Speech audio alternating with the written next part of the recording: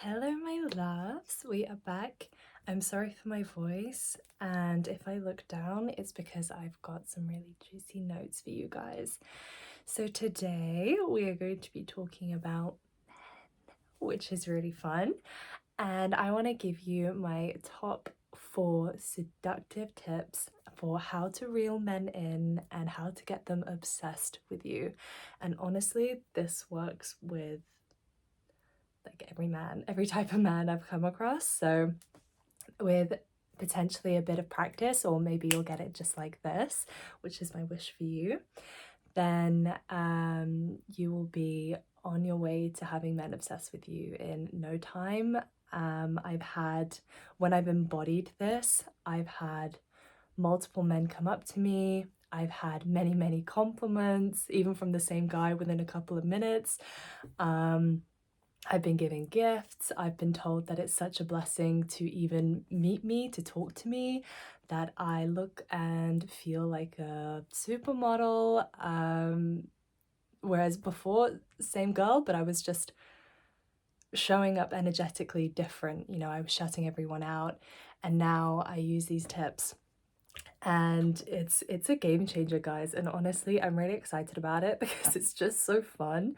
And it's not a way to, you're not manipulating them. You're the same way that women love to receive, men love to give. So you're basically giving yourself a gift and you're giving the other person a gift. And that's what I love about this. And you can take it, you can practice it anywhere, absolutely anywhere, which is what I love. Again, like people will like stop me in the street, or I will be in a shop or in a restaurant and I'll have like these really lovely moments, and they'll say like in a restaurant I've had a guy come over and like, oh, are you cold, and like wrap me in a pashmina. So yeah, it's just kind of really fun because before I didn't used to really get that kind of attention or reaction, and then now I do, and it's just really lovely. It's kind of lovely to be noticed, to know that you're making a difference in someone else's day. You know, you just know that they're walking back going like, yeah, that was a really fun interaction, and you know it because you've just had the same, but you were on the reciprocating side. So I'm gonna get into it because I'm just getting so excited. So my first tip is to receive when you are given. Receive when you are given, and this is quite a hard one if you've never done this before, and trust me, I have been there. No, I'm fine, I don't need anything. I'm an independent woman, I can do this myself, like I'm smart, I'm capable, I don't want to be a burden. I've been through all that. You don't have to do that. It actually lowers your value, it doesn't heighten your value, which is contrary to what we are often told. And the great thing about this is that it's more natural to women, so you're going to feel a lot more comfortable, you're going to feel a lot less burnt out when you start to learn to receive, and it just feels so good. It just feels so good. And from that place of receiving, you almost slow down time, and this is great because you start to get in touch with what you feel you desire, what you feel you need in the moment. And if you come from a background like mine, where you have been completely locked out and numbed out of your body for a while, that you can't tell which way is up and which way is down, this is such a blessing. It's lovely to have the control back in your own hands.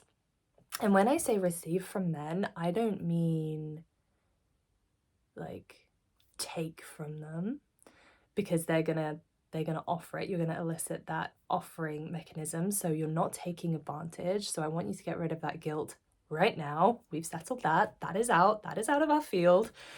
And I also mean not just physical things, like receive his eye contact. So hold it that split second longer than you usually would. And honestly, there is a dynamic change, and I absolutely love this because you can feel that change, and you can feel that they've just been hooked in you. They're like, oh my God, this woman can actually receive me, because 90% of the women out there are so masculine that they can't receive. So that's a really lovely one to start, eye contact. And literally you can do that with anyone. You can do that with women as well. You might not initiate that polarity, but it's a good practice in order to just look a little bit longer. You don't have to stare, but just kind of trust yourself that you can hold that moment for the both of you. So he's creating that moment by like pouring into you, and you're holding and amplifying that moment by holding it in your body and holding that moment, and kind of, it's those moments where you feel like the world kind of just shuts out around you, and even if just for a split second, that's all he needs to kind of go, whoa, who is she? And they're gonna want to come over to you and give to you more in terms of their attention, their effort, their energy, and then building onto that, their resources that they have. So they might want to take you out to dinner and then wife you up in the end. So the other thing is, I went into a jewelry store, and so this point is kind of receive even when you don't need it. This is a very feminine trait, because again, you're trying to build an atmosphere, you're trying to build a connection with someone. So it doesn't matter whether you need it or not. If it's still nice to receive it, then receive it, you know, unless it's gonna make you feel really horrible, or like, obviously we don't want that. But I just mean, a lot of the times women could kind of go, oh no, I don't need it, so I don't want to burden you, I don't want to take that. And I'll give you a small example. Like, I went into a jewelry store, and when you're shopping, they give you often like some water,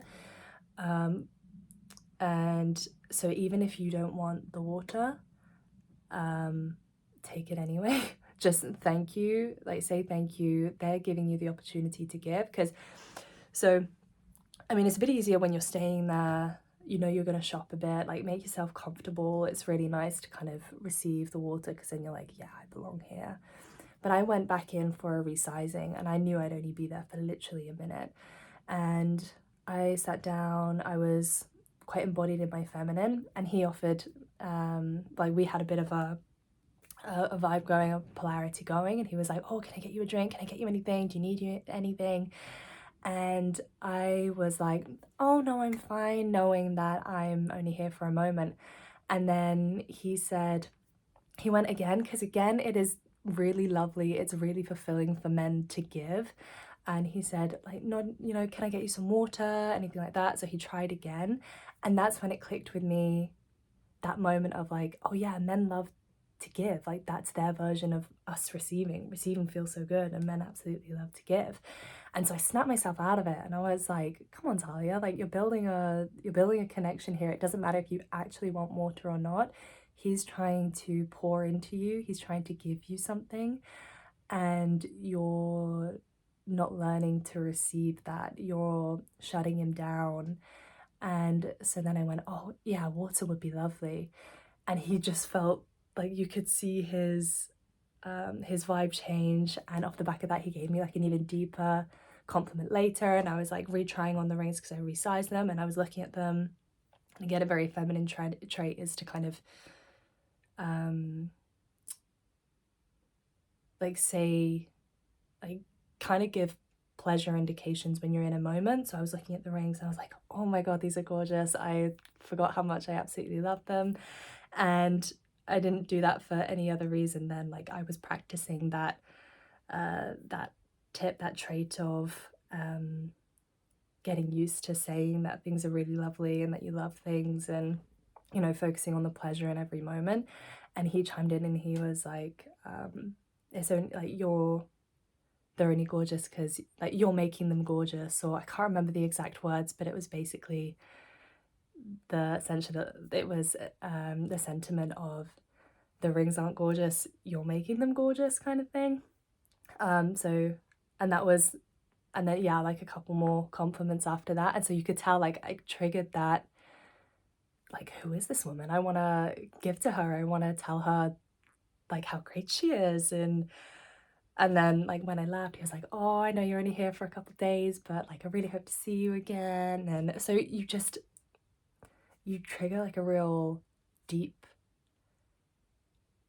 and like real deep gut level reaction in him, and it's just so lovely to see, and it's so lovely to receive, and knowing all you have to do is energetically receive it. And that, like, he had a girlfriend as well, and he didn't strike me as the kind of guy that's like really sleazy. So this is what I mean by it's really natural for men to give, like if they're not getting that in other areas of their life. And sometimes even if they're just like a super provider, they want to give to every woman. Like every woman wants to receive from every man. Doesn't mean that she's interested in them sexually, or is going to run off with him or owes him anything like that. And it's the same with men. They just love to give, they love to provide. It's more out of the kindness of their heart kind of vibe, rather than I want to get into bed with you kind of vibe. So it's a lot more of a wholesome vibe than you're told, than you're led to believe. And it's literally, we both elicited that dynamic in the moment because it felt so good, because it was a sense of I'm a feminine woman and you are a masculine man. And I don't know if he was very masculine after that. I may have triggered that in him, before that, sorry. I may have triggered that in him, and that's also really fun to see. You start to trigger, the more you embody your feminine, the more you hold that pose, you start to see men who were kind of stuck in that 50-50 mindset, that transaction mindset with women. They meet you and they're like, whoa, this exists. I can have this. And that's really lovely to see, because again, essentially when men kind of have that, you know, bravado, that kind of like that healthy bravado of, oh yeah, I just really impressed her kind of thing. That's such a primal, deep level, and you're lighting his spirit up, and I love that. So yes, definitely practice receiving of all types, and you can practice this at any time and any place. So that's always really fun, and that's a really great way to train your mind as well, because you're always thinking about it. So my next one is, I love this one. I actually think this one might be one of my favorites. It's one I've really been diving into recently, and it has been a game changer, because I am on the ilk of I will do everything. I've got a bit of or I had a bit of a savior complex of jumping in, like I'm very capable, trying to prove I'm very capable, and I just don't like seeing people suffering. I want to help, and so I always have this kind of like, it's okay, I've got you, like don't struggle, don't worry, I've got it. No, you don't have to think about me, like I'm all good. When I was just seriously burnt out. And so this tip is to harness, to create, and to get really comfortable with silence, because in silence, that's really where you are holding that feminine pole. I have talked about this in another video, but I just love this tip so much. That video was called How to Own the Conversation. Make them want to impress you, in case you were interested in watching it. I'm covering it here anyway. And yeah, I love this tip, because it's, especially when you come from, it's really hard to do when you do come from that background of, I need to validate everyone, I need to help everyone, I need to make everyone feel good. But once you get it down, once you start to practice this, you let yourself practice this, oh my God, it feels so good. It is such a game changer. So instead of, there's often a tendency, again, coming from this sense of I need to validate everyone, to agree with what they say, and not even like a, oh yeah, I agree, but they'll say a sentence and you kind of know the conversation is ending. You won't really know what to say, you don't have anything to add, but you'll kind of just go, yeah, or, oh, I get you. And they're kind of very empty sentiments.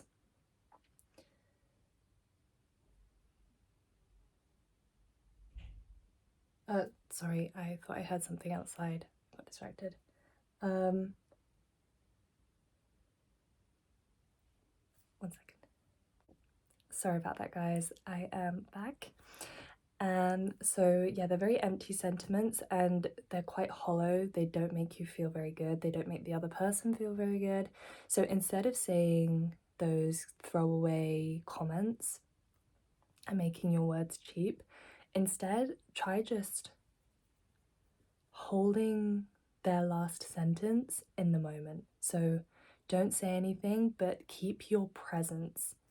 Keep your presence. That's the big game changer. That's the difference between making them feel like they're not heard because you just ignored them versus, oh, they're thinking about what I'm saying. They're really taking in what I'm saying. And you just really help the person feel validated at a really deep level. And you start to get out of that habit of feeling like you need to talk all the time or you need to say something all the time. So that's a really good way to start. But I would, if you're already quite good at practicing that, or if you want to really ramp it up, then I would suggest creating those moments of silence within the conversation. So either not jumping in to speak, your worthiness as a woman is not in how many ideas you can add, how many sentences you can put in, how many times you can one up him or agree with him, go, yeah, I had the same experience. Like that's not the high value woman.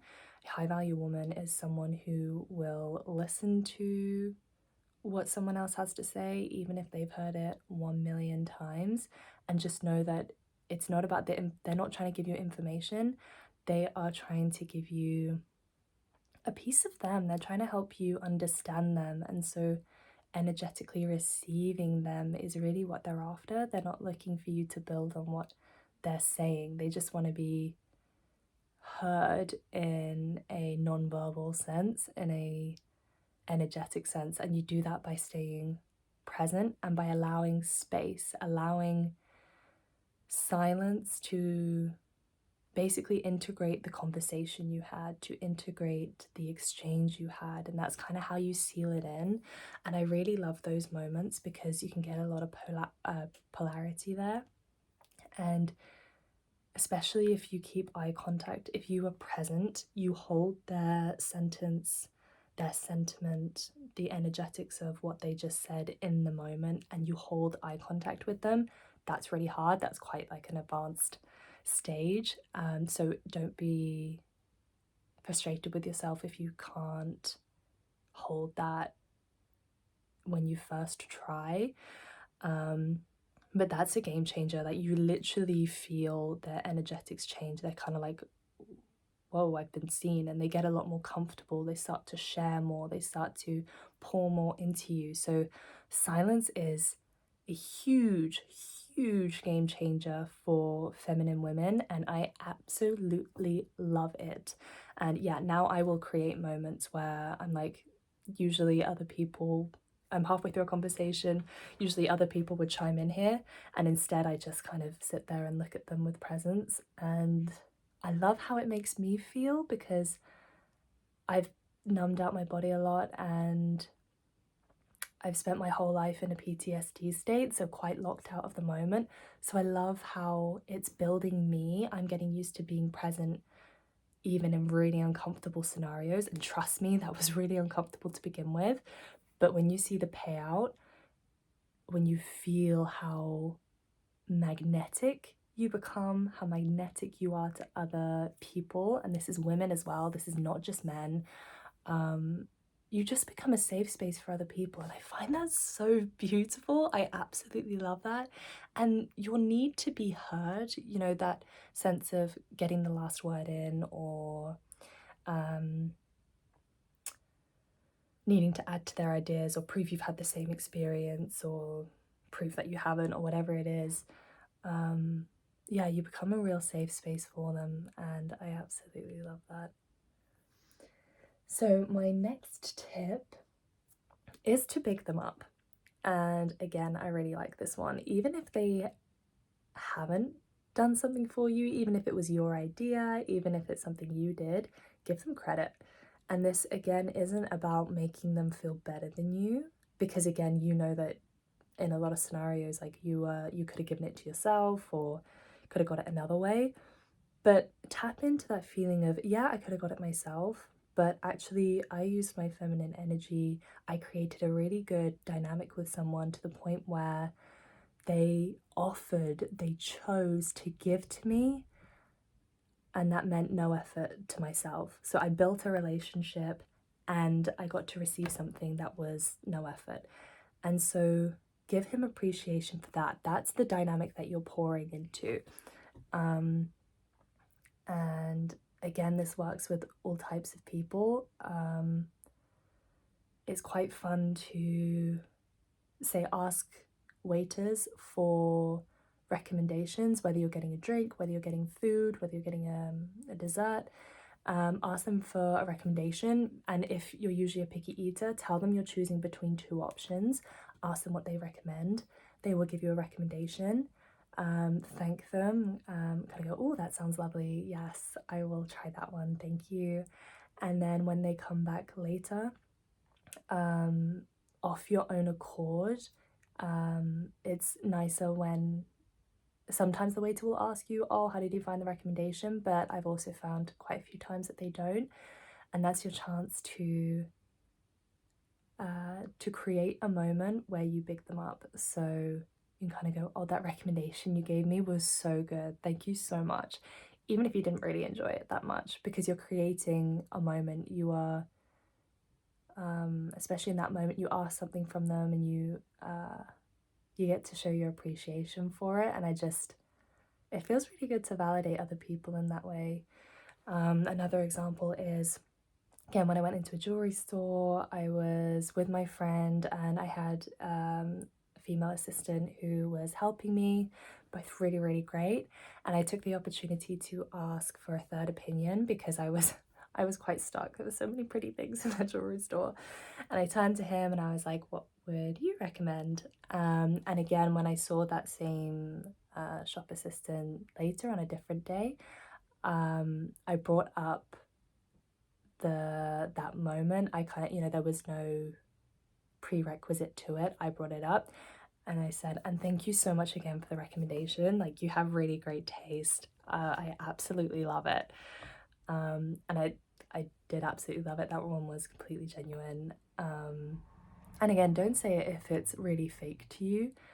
Again, if it's a dynamic where you feel, oh, I didn't really like it that much, tap into okay, even though you didn't like it, that person still tried to give you a good recommendation, tried to make you happy.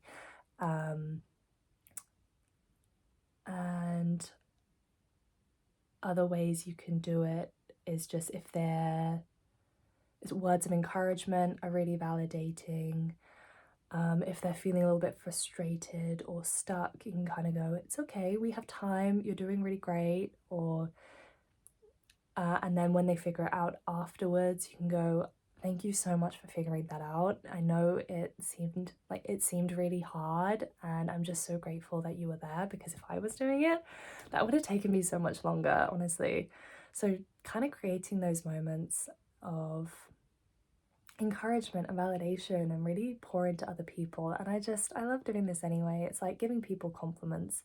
I'd say that's the version of when men give us compliments. Our version of giving compliments to men is validating them, it's bigging them up. So we're not saying, oh, you look really lovely today. That's quite a feminine compliment. Instead, we're saying, thank you so much for fixing that for me, or thank you for guiding me, or thank you for spooning that on my plate. That was really sweet. Just kind of showing them that you do really value and appreciate that leadership from them and their opinion. Even if you think you could have handled it better, it doesn't matter. The whole point is that they're doing it so that you don't have to, and that is such grace in itself. That is so worth celebrating. We want to elicit that dynamic where both the man and the woman feel so great, so that from our point of view, we can relax in our feminine, and that is just such a healthy place to be in. Again, I'm doing all of this because of health reasons. When you start spending your energy in places where it doesn't belong, you get completely drained on every single level, and it wreaks havoc. It's no good for your quality of life and your longevity. So we are doing this all for our health, ladies. This is all healthy, healthy. And I know it's hard to believe that because our society has kind of gone the other way, but trust me, a lot of our society's dynamics are not very healthy, especially in the Western world. So by holding and creating this polarity, you are getting back to your natural health. And trust me, your body, your mind, and your spirit, the people around you, your future, your past, everything is just gonna really, really thank you. So I know it's a bit uncomfortable. I know it can be quite tricky, but stick with me and you're gonna get it. And oh my goodness, you are gonna feel the huge benefits. Okay, and my last tip is to lose the wit. I know you are smart. I know you are clever. I know you are really, really funny. Save it for your girlfriends, or save it for your projects, or save it for your work. Do not try and one-up your man or outwit your man. And I'm not saying you can't have these moments of these kind of cute little witty moments with him, but just make sure that it's 1 or 2 comments. It's not all the time. You actually want it to be the minority. You want to create that like, oh, I didn't know you had that side in you. It should be a lot more kind of in depth and like you only bring it out in really potent moments. Otherwise, you're creating this dynamic where you are fighting, even if it's in a really funny and jokey way with your man. You then start getting in competition with your man. That's a very masculine trait. That's what other men do. And I used to get a lot of compliments on my humor, on my wit, and I used to really love that when I was in quite a fragile and not so great space. That kind of made me feel quite good, that I was making other people laugh and at least I was, you know, giving them a feel-good moment. But you have to let that go, and trust me, it is not your value, it is not your personality, because I used to hear it a fair bit and it used to be my natural state and used to just be fun to do. I would kind of think that, well, that's where my main value is, but it's really not. It's in these other feminine traits. And again, you don't have to hide them. Use them elsewhere and or use them in really, really small pockets with your man, but just make sure he's always winning.